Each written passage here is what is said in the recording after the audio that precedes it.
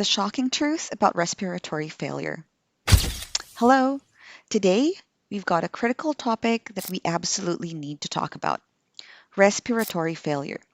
But wait, did you know it's not just a one size fits all condition? That's right. There are two major types acute and chronic. Imagine being hit by a tidal wave out of nowhere. That's acute respiratory failure, a sudden and severe condition that demands immediate medical action. Now, think of a slowly rising flood. You see it coming, but stopping it is a whole different ballgame.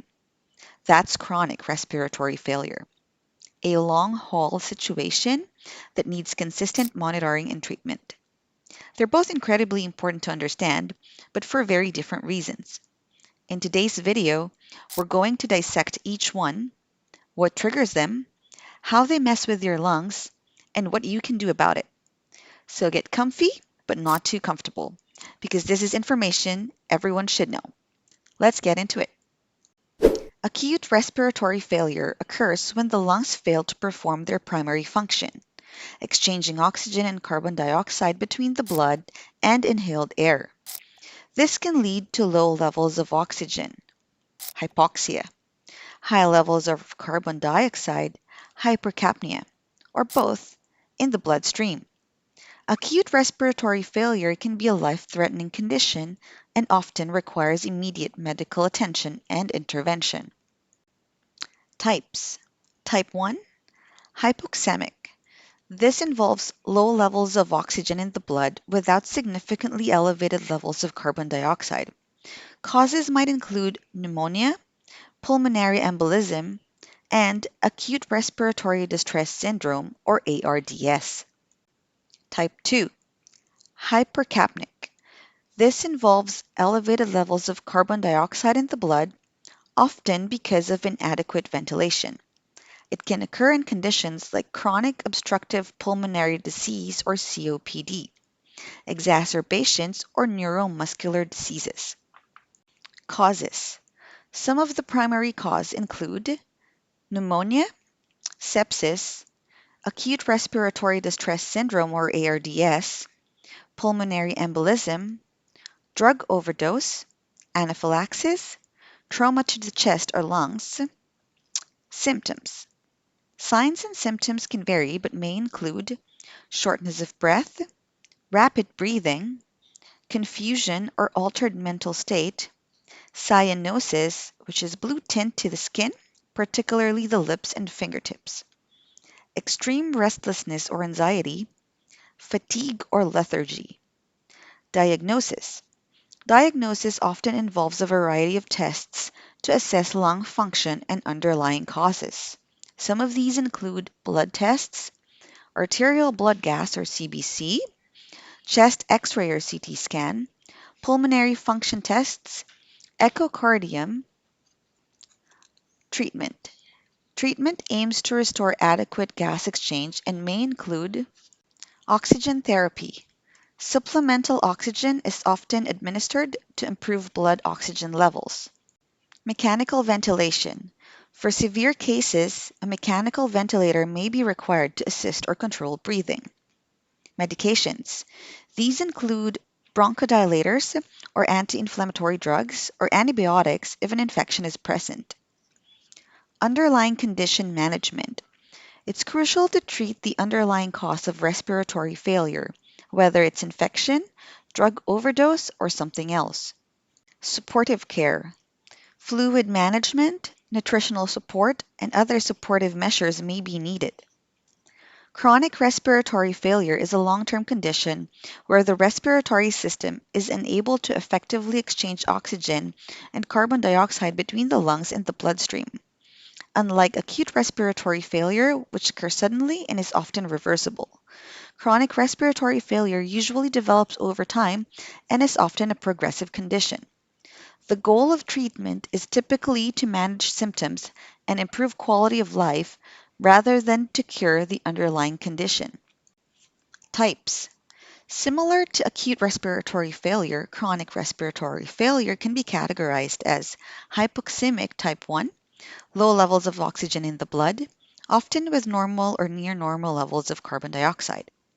Hypercapnic type 2, elevated levels of carbon dioxide in the blood, typically with normal or low levels of oxygen.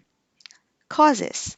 Some of the most common underlying conditions that may lead to chronic respiratory failure include chronic obstructive pulmonary disease or COPD, asthma, interstitial lung disease, cystic fibrosis, neuromuscular disorders like amyotrophic lateral sclerosis, ALS, or muscular dystrophy, obesity, hypoventilation syndrome, chronic heart failure, long-term exposure to harmful substances such as tobacco smoke, asbestos, or other pollutants. Symptoms.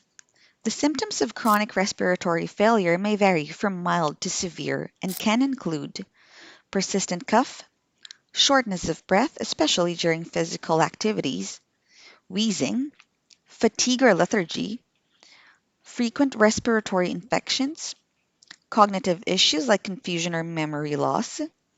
Diagnosis. The diagnostic process often involves multiple steps, including patient history and physical examination, pulmonary function tests, blood tests including arterial blood gases, chest x-rays or CT scans, sleep studies in cases where sleep apnea is suspected, echocardiogram to evaluate heart function. Treatment. Managing chronic respiratory failure usually involves treating the underlying cause and may include long-term oxygen therapy for individuals with consistently low levels of oxygen, non-invasive ventilation, such as BPAP or CPAP machines, especially during sleep, bronchodilators and steroids to help open airways and reduce inflammation, antibiotics for treating or preventing respiratory infections, pulmonary rehabilitation, exercise, nutrition, and counseling to improve lung function and overall well-being. Lifestyle changes, quitting smoking, losing weight, and avoiding irritants like pollution and all allergens. Nutritional support to maintain a healthy weight and muscle mass, which can aid in respiration. Psychological support to help manage the emotional and psychological aspects of living with a chronic illness. Regular monitoring, periodic medical checkups to adjust treatment plans as needed. Chronic respiratory failure often requires ongoing medical care, and patients may need to be hospitalized during severe exacerbations. The condition can also increase the risk of serious complications, such as heart failure and respiratory infections.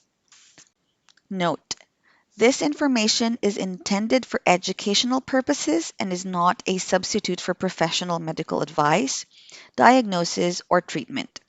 If you suspect you or someone else is experiencing symptoms of chronic respiratory failure, seek medical attention for an accurate diagnosis and appropriate management. So there it is, team. We've journeyed through the critical landscapes of acute and chronic respiratory failure. One crashes into your life without warning, and the other sneaks in quietly, demanding long-haul vigilance. The stakes? Nothing less than the breaths you take, and every single one of them. Let's not play games with this, folks. If you're struggling to breathe or you know someone who is, get medical advice. Time is oxygen and every second counts. If this video took your breath away in a good way, go ahead and hit that like button. Share it far and wide because this information could save lives. And if you're not part of the community yet, please click on subscribe and ring that notification bell. You won't want to miss what's coming up next. Until then, remember, life's too short to be short of breath. Take care of yourselves and each other. And as always, breathe easy. Catch you in the next video.